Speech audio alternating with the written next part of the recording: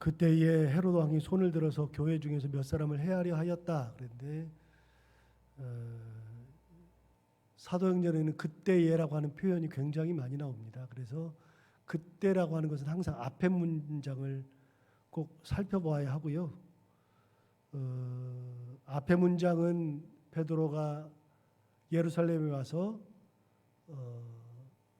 고넬료가 성령을 받고 예수를 받아들였다는 이야기, 이방인도 성령을 받게 되었다는 이야기, 그리고 그 다음에 구브로, 베니게 이런 사람들이, 여기까지 흩어진 사람들이 복음을 전하였고 이방인들까지도 복음을 받았다.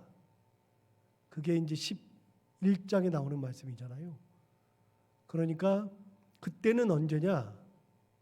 복음이 왕성하게 퍼져나갈 때, 그때를 그때라고 하는 겁니다. 성경을 보시다가 여러분 그때라고 하는 표현이 나오거나 그러면 앞에 문장을 봐야 되는구나, 앞에 장을 봐야 되는구나 이렇게 생각하면 딱 맞죠. 그때 곧 복음이 왕성하게 퍼져나갈 때에, 복음이 왕성하게 퍼져나갈 때에는 어떤 느낌이 드냐면 무조건 다 뭐 잘 될 거라는 느낌, 모든 것이 형통할 것 같다는 느낌, 그런 것이 드는데 그때 어떤 일이 벌어지느냐? 헤롯이 손을 들어서 교회 중에서 몇 사람을 해하려 하였다. 여러분, 복음이 많이 퍼져나갈 때에는 예수 그리스도가 퍼져나간다는 얘기인데, 그러면 유대인들은 당연히 싫어하죠. 그래서 사도 사울도 그거 싫어해서 예루살렘에 큰 핍박이 있었고 스데반을 잡아 죽였고, 그리고 다메섹에 있는 예수 믿는 사람들까지도 잡아 죽이려고 고문을 얻어서 다메섹으로 가던,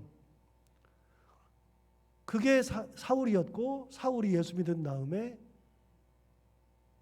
예루살렘에 돌아왔을 때에 예루살렘에서 복음을 전하니까 유대인들이 사울을 잡아 죽이려고 했었죠.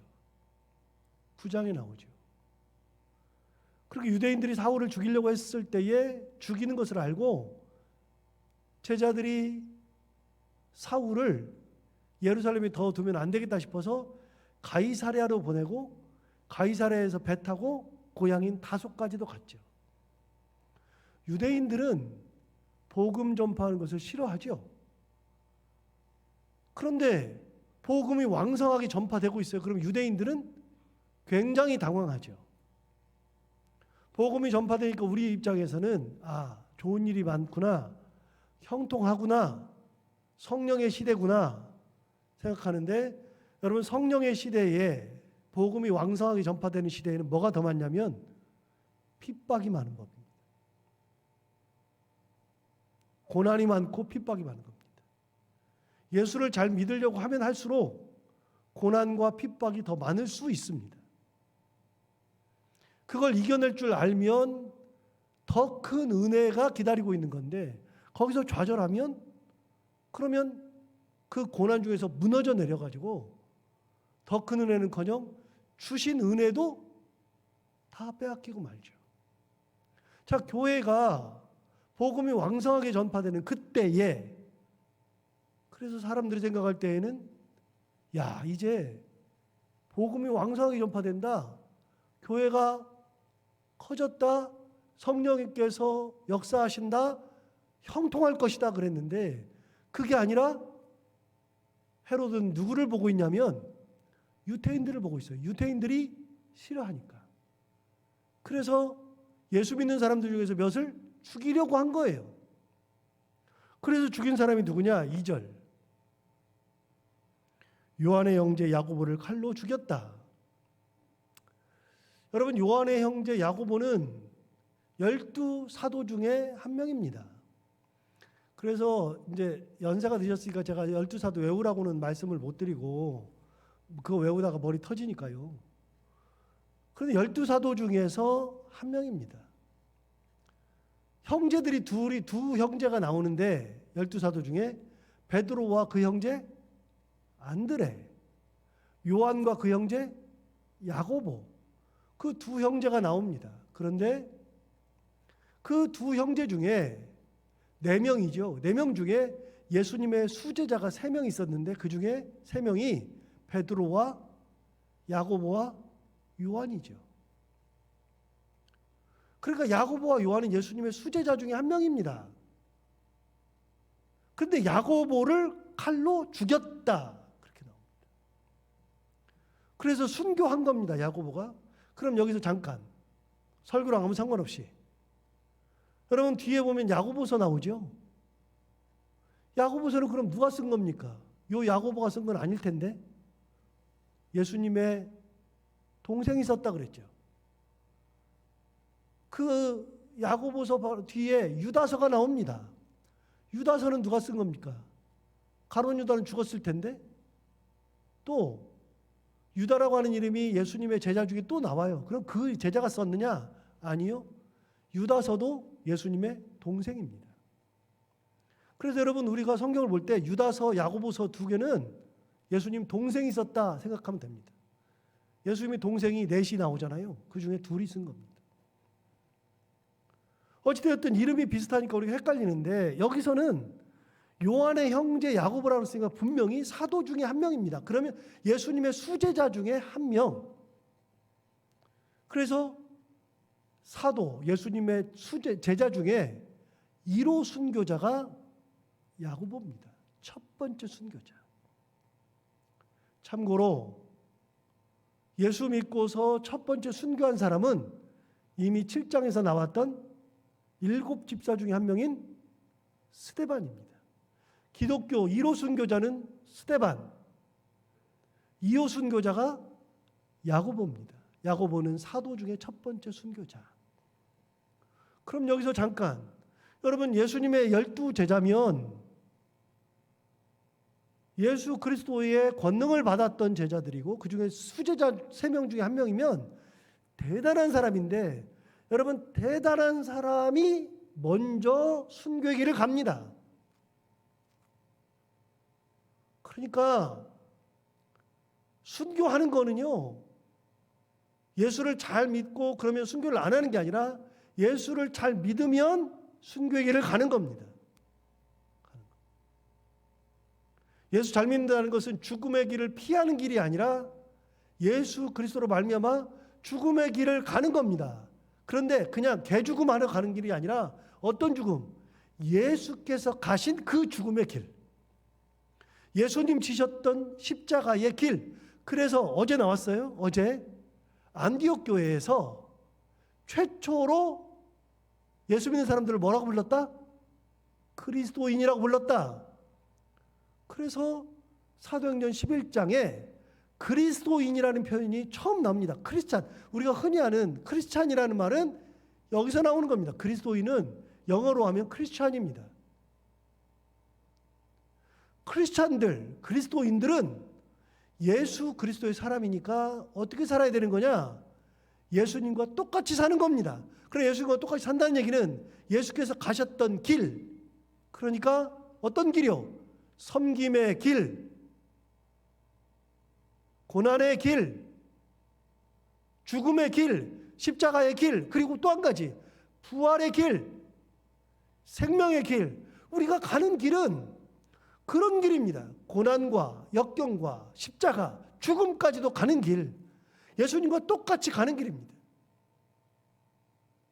예수님의 제자인 우리가 예수님은 고난의 길을 가셨는데 우리는 영광의 길을 가는 게 아니에요. 착각해요. 많은 경우 잊어버리고 살아요. 저부터도 잊어버리고 살 때가 있어요. 목사니까 제가 영광을 받는다 이런 생각을 할 때가 있는데 조금만 깊이 생각해 보면 우리는 영광의 길을 갈 수 없어요. 가면 안 돼요. 예수님과 똑같이 가는 거예요. 그 길이 죽음의 길이라도 가는 거고요. 순교의 길도 가는 거고 십자가의 길도 가는 겁니다. 한 걸음 더 나가서 예수님께서 그렇게 가셨으므로 우리는 어떻게 가요? 한 걸음 더 나가서 예수님보다 더 극심한 고난의 길. 그래서 베드로가 죽을 때, 로마에서 죽을 때 십자가에 잡아서 죽이려고 했을 때 베드로가 뭐라 그랬다고요? 아니 우리 스승이신 예수께서 십자가에서 이렇게 돌아가셨는데 내가 어떻게 똑같이 죽을 수 있느냐. 나는 거꾸로 매달아 달라 그래가지고 머리가 밑으로 갔잖아요. 여러분 제자의 길은 영광과 뭐 권능이 나타나고 뭐 그런 길이 아니고요. 주님의 길은 십자가의 길이에요. 고난의 길. 그거를 기쁘게 가는 거예요. 왜요? 우리가 그리스도인이기 때문에. 그리스도인. 그래서 이 사람이 첫 번째 순교자가 돼요. 왜 순교하느냐? 헤로드 왕이 누구를 쳐다보고 있느냐? 유대인들 쳐다보니까. 유대인을 보니까. 3절 봐봐요. 3절. 유대인들이 이 일을 기뻐하는 것을 보고 야고보를 죽였더니 유대인들이 기뻐해요. 그래서 유대인들이 기뻐하는 것을 보고 베드로도 잡으려 할세 때는 무교절 기간이라. 예.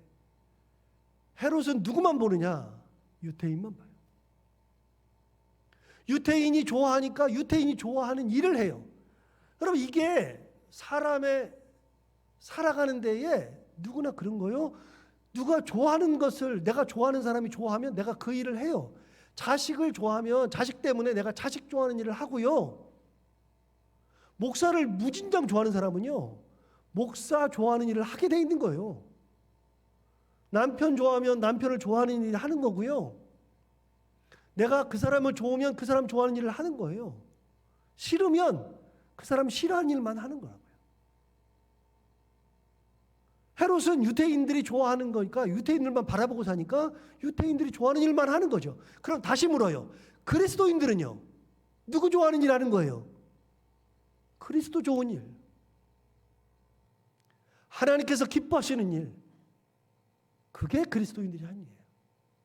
신앙인들은 이 신앙을 주신 하나님 좋은 일을 하는 사람들이 신앙인이에요. 그리스도인들은 예수 보고 사는 사람들이에요. 예수 보고. 우리는 하시라도 예수를 보고 사는 사람들이지 세상을 보고 사는 사람이 아니고 다른 사람을 쳐다보고 사는 사람들이 아니에요. 다른 사람이 쳐다보면 내 눈이 거기를 향해 있죠. 근데 내 눈이 거기를 향해 있으면 거기만 봐요. 여러분 그 말 얘기했잖아요. 말 경주하는 말. 그냥 말들은요. 그냥 키워요. 그런데 경주만은요. 반드시 경주하기 전에 눈을 이렇게 가려요. 이렇게 여기다 이렇게 씌워요. 이거를 씌우는 이유가 뭐냐? 우리는 볼 때 이렇게 눈을 싹 돌리면 최대 여기까지 볼 수 있죠. 여기까지. 근데 여기도 잘 못 봐요. 사실 여기까지. 옆에 보면 여기 끝까지 볼 수 있죠. 여기도 여기까지. 그런데 거기 잘 못 봐요. 신경 써야지만 옆에 이렇게 하면서 보죠. 그런데 우리가 주로 앞을 봐요. 앞을 이렇게 이 정도. 우리가 달리기 할 때 그러면 옆을 볼 시간도 없고 보지도 못해요. 그런데 여러분 말은 270도를 본답니다. 눈이 튀어나와가지고. 눈이 이렇게 튀어나왔으니까 뒤도 볼 수 있잖아요.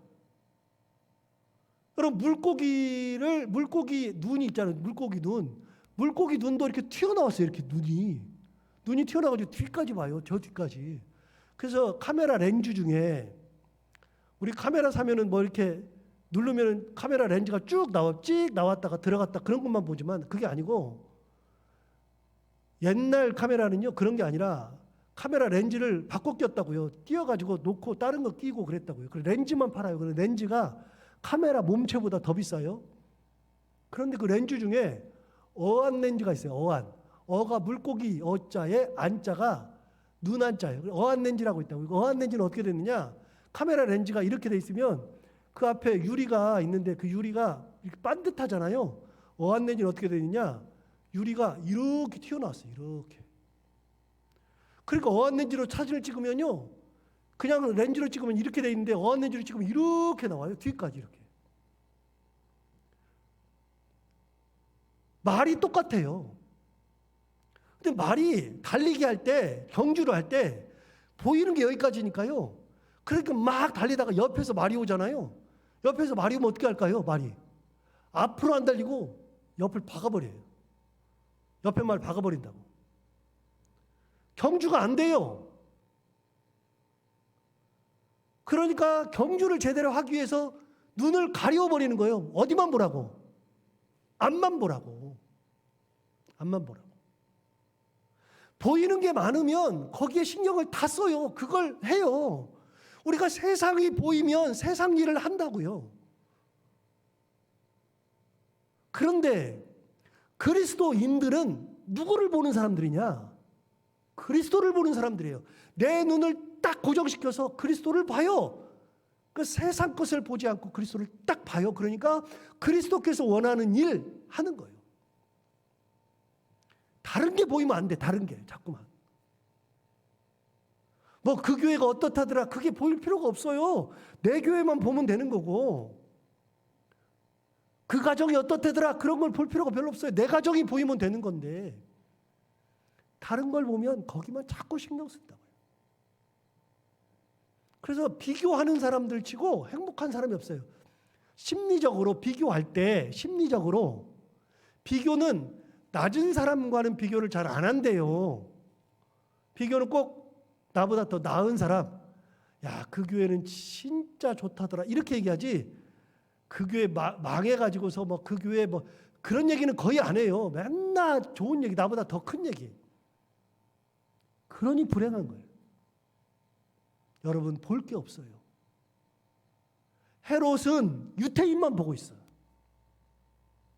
그런데 사도들은 누구를 보고 있느냐? 그리스도를 보고 있죠.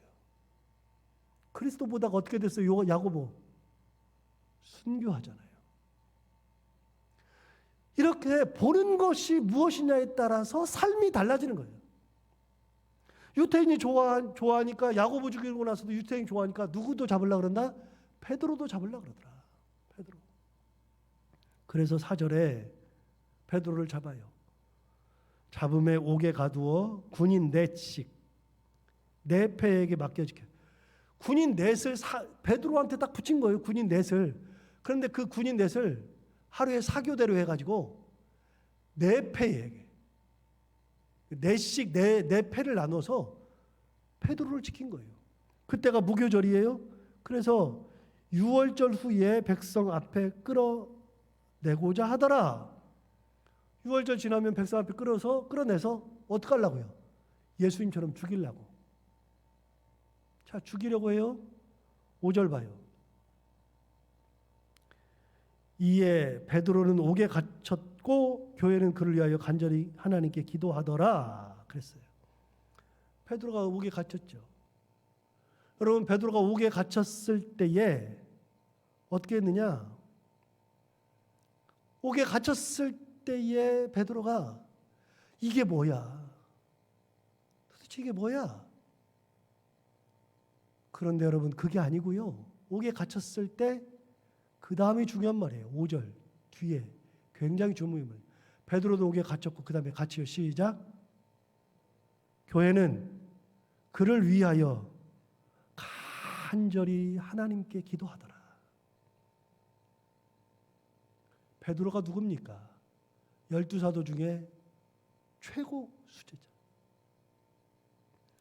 교회의 최고 위기, 절대절명의 위기. 그런 위기의 순간이 왔을 때 교회는 뭐 했다고요? 기도했다고요.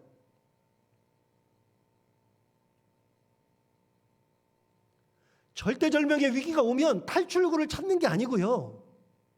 어떻게 베드로를 탈출시킬까도 아니고, 하나님을 원망하는 것도 아니고, 하나님이 왜 그랬어요? 아니고, 헤롯이 못됐다고 헤롯을 비난하지도 않고, 어떤 방법이나 그런 것들을 찾지 않고 교회가 뭐 했다고요? 간절히 하나님께 기도하더라. 교회가 해야 되는 것은 뭐냐면, 신앙인이 해야 되는 것은 뭐냐면, 위기가 닥쳤을 때, 최고의 위기가 닥쳤을 때 하나님 앞에 간절히 기도하는 것. 그게 답인 거예요. 여러분, 기도가 가장 나약하다고 말하는 사람들이 많아요. 야, 정말 나약하게 뭔 기도야 했던 유명한 사람들이 굉장히 많아요. 공산주의자였던 뭐 막스나 이런 사람들도 기도처럼 나약한 게 어딨냐?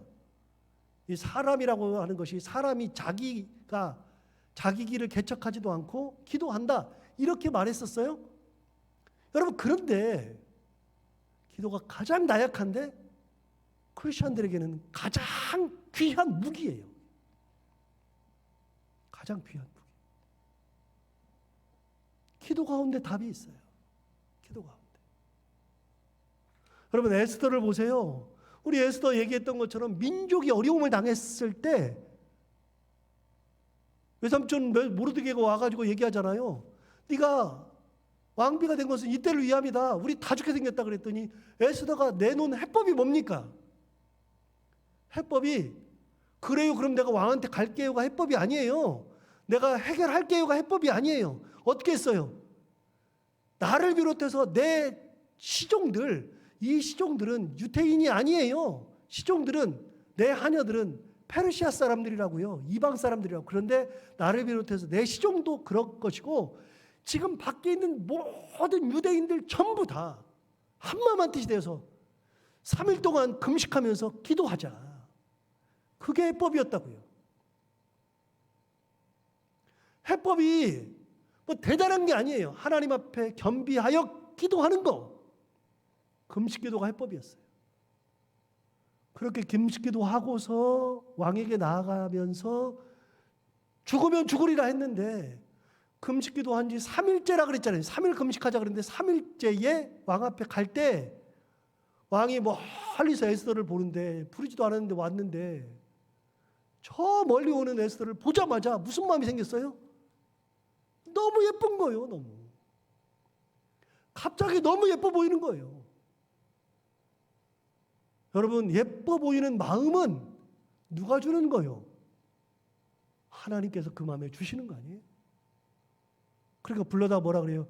이 땅의 절반이라도 주겠노라. 절반이라도. 하나 물어봐요. 에스더가 왕한테 나 이 나라의 절반을 주십시오 한 적 있어요? 나 예쁘게 좀 봐주세요 한 적이 없잖아요. 없는데 3일 금식하고 갔는데 3일째 되는 날 왕 앞에 갔는데 에스더는 그런 생각을 해본 적이 없어요. 땅의 절반을 받고 싶은 마음도 없어요. 이 문제만 해결하면 돼요. 그런데 금식기도 하고 갔는데 놀랍게도 어떤 일이 벌어지느냐? 그런 일들이 한꺼번에 다 해결돼요. 요셉은 어땠어요? 야곱은 어땠어요?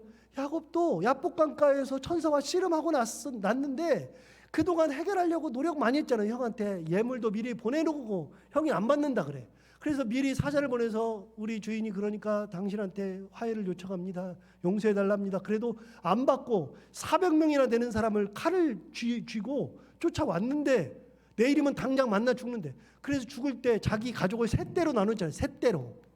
나누고 재물도 두 대로 나누고 그렇게 해가지고서 죽을 사람 죽고 살 사람 살고 인간적 방법을 다 통해내도 그 마음이 풀리지 않았는데 형 이상의 마음이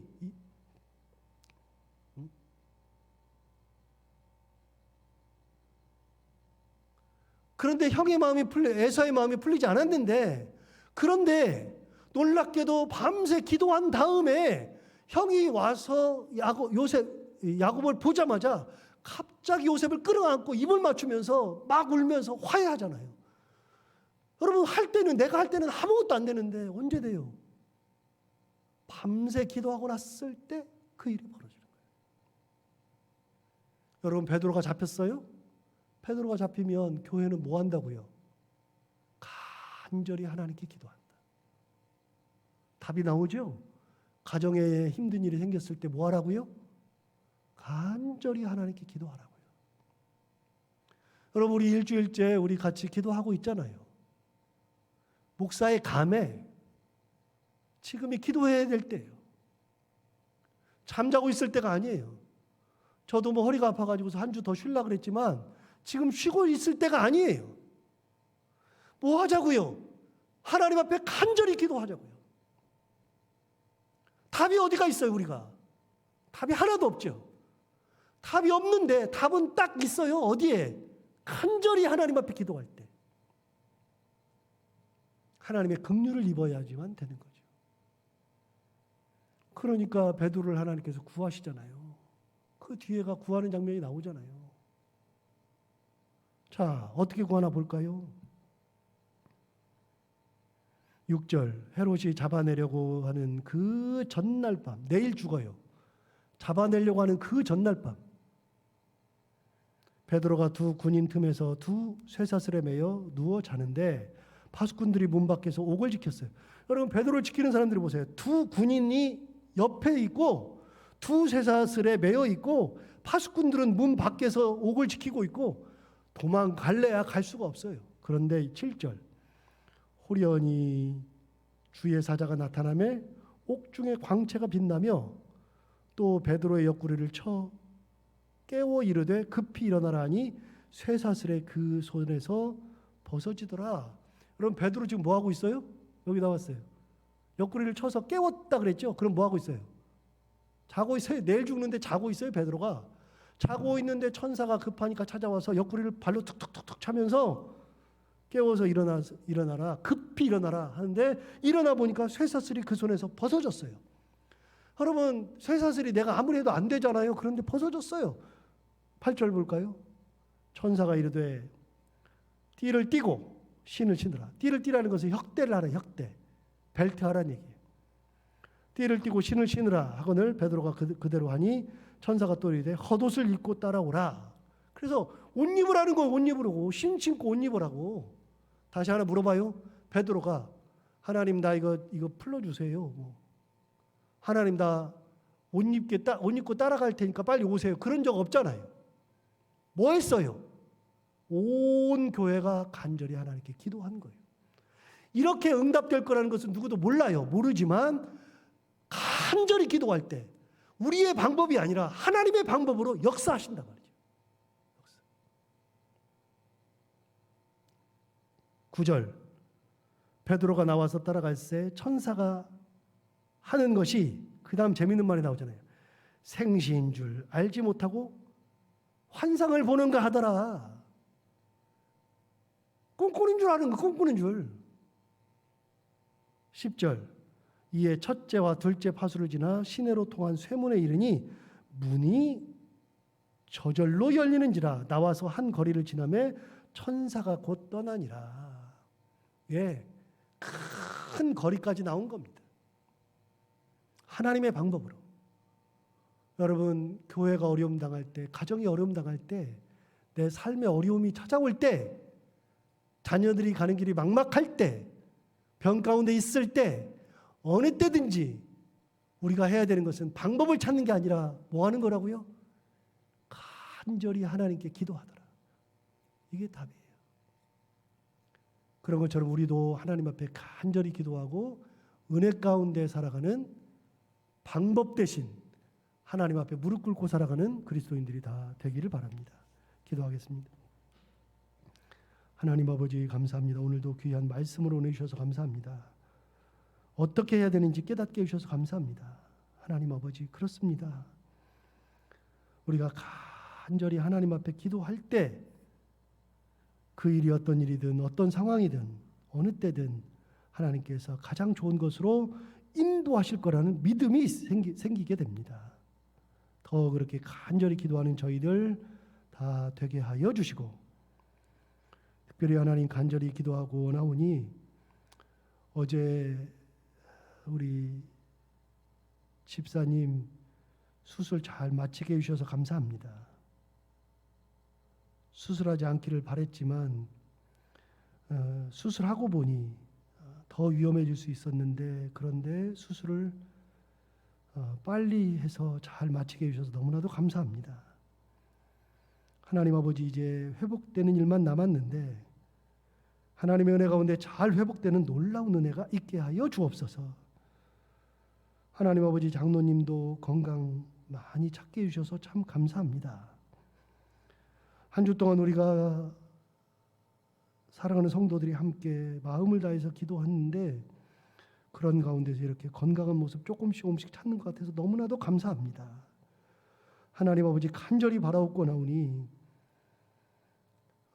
이번 주간은 어쩔 수 없지만 다음 주간이 되었을 때는 주일에 함께 얼굴 보고 감사하며 예배드릴 수 있도록 하나님 건강한 모습으로 태어날 수 있도록 큰 은혜를 허락하여 주옵소서. 하나님 아버지, 부작용 생기지 않게 하시고 혹여라도 더 잘못되는 일이 없게 하여 주옵시고 하나님 간절히 바라옵고나오니 살아가는 우리 성도들 여기 계신 모든 분들 한 분 한 분 건강을 온전히 지켜주셔서 이 건강 가지고 끝까지 하나님의 전에 나오며 예배하며 기도하며 하나님 바라보며 살아가는 저희들 다 되게 하여 주옵소서. 하나님 아버지 오늘도 하루를 살아갈 때 이 말씀 기억하며 살게 하여 주옵시고 해야 되는 것들 주님의 은혜 가운데 기쁨으로 잘 감당하며 만나는 사람들 누구든지 웃고 행복한 하루 보내게 하여 주옵소서. 예수님 이름으로 기도하옵나이다. 아멘. 나라 민족 우리 예수